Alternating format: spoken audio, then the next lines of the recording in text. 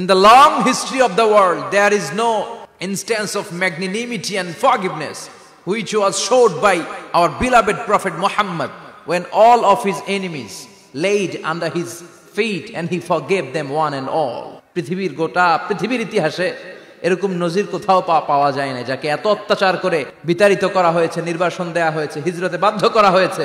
তিনি যখন ওই শহরকে আবার বিজয় করলেন, কাউকে আঘাত করলেন না, আগুন জ্বালিয়ে শহরটাকে জ্বালিয়ে দিলেন না, ওদের বংশকে নির্বংশ করলেন না, বরং মুচকি হেসে উনি বললেন, যাও ক্ষমা করে দিলাম। কি ধৈর্যশীল ছিলেন। আবার দোয়াও করতেন, আল্লাহুম্মা জাআলনি সাবুরা, আল্লাহ আপনি আমার ধৈর্য বাড়ায় দেন। ওয়া জাআলনি শাকুরা, আপনি আমার শুকরগুজার বানান। ওয়া জাআলনি ফি আইনি সাগীরা, আল্লাহ আমার চোখে আপনি আমারে ছোট বানান।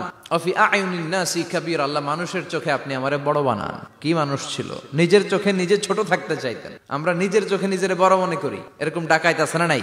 নিজেরাই নিজে মনে করে কত বড় সাহেব, লাট সাহেব।